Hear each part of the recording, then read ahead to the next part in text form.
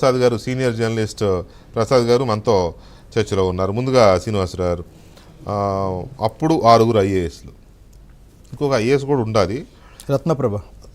Correct, sorry, you are right. అప్పుడు 7 ఐఏఎస్లు, అందులో 2 మహిళలు, 5 పురుషులు. ఇప్పుడు 3 ఐపీఎస్లు ఆల్రెడీ సస్పెన్షన్లో ఉన్నారు. ఇందాక నేను చెప్పాను కదా, ఇంకో 3 రెడీ ఉంది అని.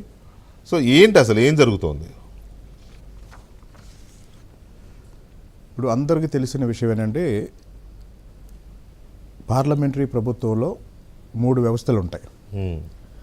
శాసనశాఖ శాసనాలు చేస్తుంది, దాన్ని అమలు చేసేది కార్యనిర్వాహక శాఖ, అందులో ఉండే చట్టపరమైన అంశాలని అధ్యయనం చేసేది, ఏదైనా తప్పులుంటే తెలియజేసేది న్యాయశాఖ.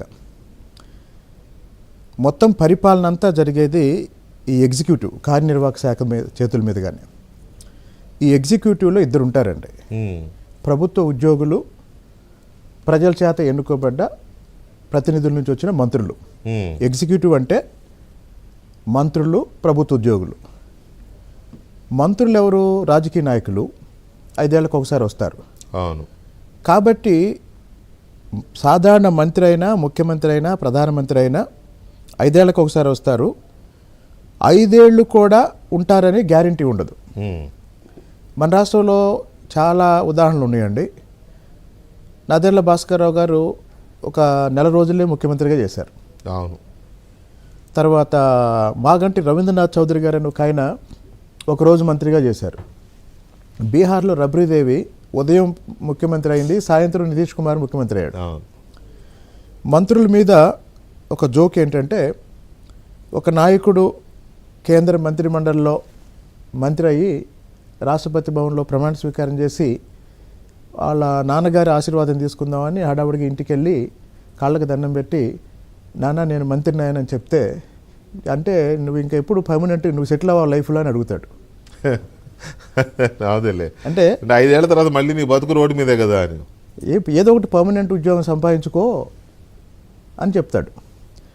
సరే, మంత్రులను ఏమంటారంటే పబ్లిక్ అడ్మినిస్ట్రేషన్లో టెంపరరీ ఎగ్జిక్యూటివ్స్. ఐఏఎస్ ఐపీఎస్ ఆఫీసర్స్ని, సివిల్ సర్వెంట్స్ని ఏమంటారంటే పర్మనెంట్ ఎగ్జిక్యూటివ్స్.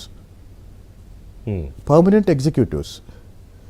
కాబట్టి ప్రభుత్వాలు వస్తూ ఉంటాయి, 5 ఏళ్ల తర్వాత ప్రజల నిర్ణయాన్ని బట్టి మారుతూ ఉంటాయి లేదా కొనసాగుతాయి. ఈ బ్యూరోక్రసీకి ఉండాల్సిన ప్రధానమైన లక్షణం ఏంటంటే, రాజకీయాలకు అతీతంగా ఎవరు అధికారంలో ఉన్నా ఆ ప్రభుత్వం యొక్క నిర్ణయాల్ని అమలు చేయాలి. సో ఇప్పుడు మీరు రాజశేఖర రెడ్డి గారి కాలంలో బలిపశువు ఆచార్య దగ్గర నుంచి, బలిపశువు ఆచార్య అంటే బీపీ ఆచార్య, ఓకే, ఈ రాజశేఖర రెడ్డి గారి కాలంలో బీపీ ఆచార్య, శ్రీలక్ష్మి, శ్యాంబాబు, మీనా గారు, రత్నప్రభ గారు, శామ్యులు, ఈ లిస్టు చదివారు. లేదా ఇప్పుడు ఐపీఎస్లు. ఐపీఎస్ అంటే ఇంటెన్షనల్లీ పొలిటికల్లీ సర్వ్డ్, ఉద్దేశపూర్వకంగానే రాజకీయ బాస్ కోసం, బాస్ తృప్తి కోసం పనిచేశారు. వీళ్ళెవరు అమాయకులు కాదు, వీళ్ళంతా టాపర్స్. సివిల్ సర్వీస్ ఎగ్జామ్స్ రాసి టాపర్స్కే ఐఏఎస్ ఐపీఎస్లు వస్తాయి. వీళ్ళందరూ కూడా ఉద్దేశపూర్వకంగానే అప్పుడున్న రాజశేఖర రెడ్డి గారు కానీ, ఇప్పుడున్న మొన్నటిదాకా ఉన్న జగన్మోహన్ రెడ్డి గారికి కానీ ఉద్దేశపూర్వకంగానే పనిచేశారు. అది అవినీతి. ఇంకోటి, రాజశేఖర రెడ్డి గారి లిస్ట్ ఏంటంటే అవినీతి, ఐఏఎస్ అధికారులందరూ.